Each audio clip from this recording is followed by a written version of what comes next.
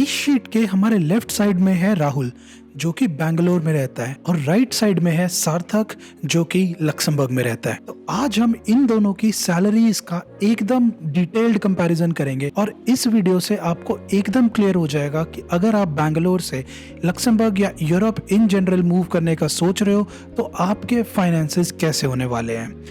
तो मान लेते हैं कि राहुल की सैलरी है 40 लाख रुपए साल की और सार्थक की सैलरी है यहाँ पे 85,000 यूरोस पूरे साल की। तो मैंने ऑनलाइन कैलकुलेटर्स पे जाके देखा तो बैंगलोर में जो सैलरी इन हैंड आ रही है वो है 2.6 लाख पर मंथ इतने पे स्केल पे, और सार्थक के इन हैंड आ रही है करीब 4500 पर मंथ, करीब बनते हैं 4,50,000 रुपए पर मंथ। और अगर इन दोनों के बीच में आप डिफरेंस करो तो मोटा 1,90,000 रुपए पर मंथ का डिफरेंस आता है। वैसे देखने में ये 1,90,000 रुपए बहुत ज्यादा लग रहे होंगे, पर आगे चल के देखते हैं सारे एक्सपेंसेस हटाने के बाद कि एक्चुअली कितने बचते हैं।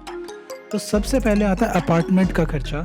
मैंने यहाँ पे गलती से 70,000 रुपए लिख दिया है, तो मोटा इसको 30,000 रुपए मानेंगे, बाद में इसको ठीक कर दूंगा मैं, पर अभी के लिए यहाँ पे 70,000। और यहाँ पे लक्समबर्ग में जो अपार्टमेंट का खर्चा आता है वो है करीब 1200 यूरो पर मंथ सिर्फ रेंट का, वो भी 2 लोग 2 शेयरिंग अपार्टमेंट में रह रहे हो, और उसके ऊपर 100 यूरोज आसपास हर महीने की यूटिलिटीज का। फिर उसके बाद आता है और यूटिलिटीज के खर्चे जैसे कुकिंग, क्लीनिंग या कार वॉशिंग, और ये सब का मिला के अगर मैं जोड़ दूं तो 15,000 रुपए पर महीना, जो मेरे को समझ आ रहा है वो बैंगलोर में पड़ रहा है। देखो मैं ज़्यादा बैंगलोर में कभी रहा नहीं हूँ, तो ये मैंने नेट से ही नंबर उठाए हैं, अगर कहीं गलती हो तो नीचे कमेंट्स में ज़रूर बता देना। लेकिन लक्समबर्ग में ये एकदम फ्री पड़ता है आपको, क्योंकि आपको ये सारा काम खुद ही करना पड़ेगा। अगर आप बाहर से करवाते हो तो उनका रेट रहता है करीब 30 से 40 यूरो पर घंटा, 1 घंटे के कह रहा हूँ। तो अगर आप 2 घंटे के लिए क्लीनिंग के लिए बुलाते हो महीने में 4 बार किसी को, तो आप जोड़ लो वो 150 यूरो के आसपास, तो वो सिर्फ आपको क्लीनिंग का खर्चा पड़ जाएगा, और कुक वगैरह का तो आप रहने ही दो, मतलब बात ही मत करो। फिर आते ट्रांसपोर्ट का खर्चा, जो अगर आप बैंगलोर में कैब से ऑफिस जा रहे हो या कहीं भी इधर उधर मेट्रो का खर्चा, वो मान लो मैंने 15,000 रुपये पर महीने कमाना है, कम ज़्यादा हो तो ज़रूर बताना। यहाँ पे ट्रांसपोर्ट एकदम फ्री है अनलेस अनटिल आपके पास कार हो। अगर कार लेते हो तो उसकी तो बहुत ही ज़्यादा बड़ी रेंज हो जाती है कि किस रेंज की कार चाहिए, पर अभी के लिए पब्लिक ट्रांसपोर्ट फ्री मानेंगे एकदम यहाँ पे। फिर आता है डाइनिंग और सोशल एक्सपेंसेस के, भाई बाहर जा रहे हैं खाने पीने के, घूमने के नहीं, अभी उसके अलग से जोड़ेंगे। तो डाइनिंग के हो गए 20,000 रुपये हर महीने के, मान रहा हूँ मैं कि एक बार बाहर चले गए तो देखो खर्चा हो ही जाता है, 3-4 बार चाहे वीकेंड्स पे दोस्तों के साथ कहीं भी खाने पीने का।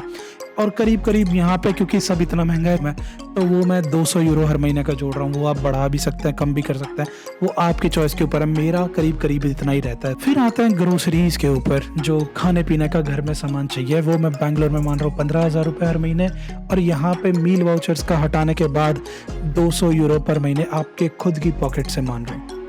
और इसके बाद भी अगर कुछ अनअकाउंटेड एक्सपेंसेस जो रह जाते हैं वो मान लेते हैं करीब 25,000 रुपये पर महीना बैंगलोर में, जो ट्रैवल मान लो या इंश्योरेंस की पेमेंट्स वगैरह ये सब मान लो। और यहाँ पे मैं मान रहा हूँ 500 यूरोस पर महीना, जिसमें आपका बाहर घूमना फिरना या इंडिया जाना, ट्रैवल, वो सब इंक्लूडेड करके 500 यूरो हर महीने के मैं जोड़ रहा हूँ। अब ये भी ऊपर नीचे हो सकता है हर किसी का इंडिविजुअल बेसिस पे। तो अगर इन दोनों को अपनी दोनों साइडों पे जोड़ दें तो बैंगलोर का नेट खर्चा बनता है 1,60,000 रुपये हर महीने का, और सार्थक का लक्समबर्ग में खर्चा बनता है 2,200 यूरो हर महीने का। और इनको अगर आप इनिशियल में से हटा दोगे तो बनता है 1 लाख रुपए पर महीने इधर बचते हैं, और इधर आपके बचते हैं करीब 2,300 यूरो पर महीने।